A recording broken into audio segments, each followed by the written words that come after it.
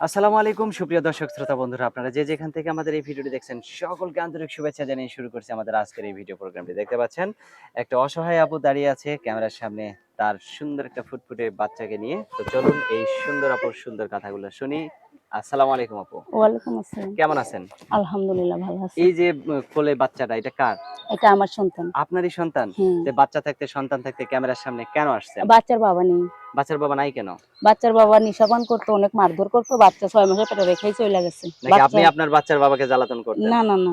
সত্যি একটা জ্বালাতন মেয়ে করেন একটা নাই? মেয়ে কখনোই চায় না যে বাচ্চা হওয়ার পর তার স্বামীর ঘর ছাড়তে।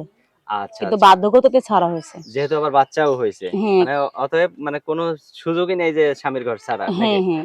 আচ্ছা। তো এখন যেহেতু বাচ্চাকে নিয়ে আপনি আলাদা থাকেন, আপনি কার কাছে থাকেন এখন? মা-বাবার কাছে? হ্যাঁ, এখন মনে করো আমি থাকি বাবা-মার সঙ্গে। আমার নিজের মা নেই। সৎ মা সংসারে নিজের মা মারা গেছে। আচ্ছা। কোন এখন কাজ করেন কি? হ্যাঁ, আমি বাসা বাড়িতে কাজ কইরা বাচ্চাটাকে নিয়ে অনেক তো কষ্টেতে চলি। এতটুকু বাচ্চাকে নিয়ে আপনি বাসাবাড়িতে কাজ করেন কি কিভাবে? করবো ভাই, এখন পেটে খাইতে লাগবো তো। বাচ্চারে খিলাইতে হয়, নিজের খাওয়াইতে হয়, পেটের খিদে কাপড়-চোপড়। তো আর কিছু মানে হ্যাঁ না। ভাই। হুম।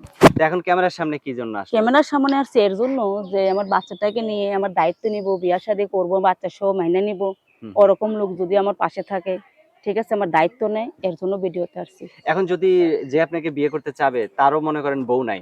ঘরে ২ টা বাচ্চা আছে। সেই বাচ্চাদের মা হয়ে থাকতে পারবেন? সমস্যা নেই। সে যদি আমার সন্তানকে আপন বইলা নেয়, আমি তার সন্তানকেও আপন বইলা নিমু। মাশাআল্লাহ, অনেক সুন্দর কথা বলছেন। আপনার ফোন নাম্বার মুখস্থ আছে?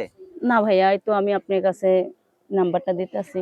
আপনার তো ক্যামেরা সেট নাই, তাই না? না ভাইয়া, পেটে ঠিক মতো খেতে পারি না, আবার ক্যামেরা সেট কোথা ক্যামেরা থেকে সেট, পামু? হ্যাঁ, এটাই।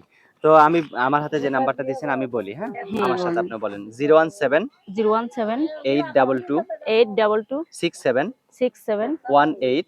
187। এটাই তো আপনার ফোন নাম্বার? হ্যাঁ, আমার আরেকটু কথাবার্তা বলার হ্যাঁ, আছে। অবশ্যই বলেন। এখন ভাইয়া মনে করো আমি অনেক কষ্ট কইরা ভিডিওর সামনে আসছি। হুম, হুম। আপনাদের দর্শকের কাছে অনুরোধ, আপনারা কেউ ফোন দিয়া ফাউল কথা বলবেন না।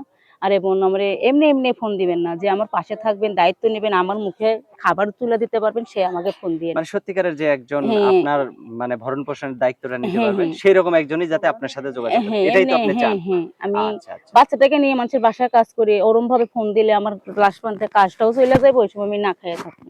হ্যাঁ, এমন অনেক লোকই সুন্দর যেন কথা আমার পাশে বলছেন। থাকে, যেন সে যেমন আমার সারা জীবনের দায়িত্বও নিতে পারে, আমাকে খেতে পড়তেও দিতে পারে।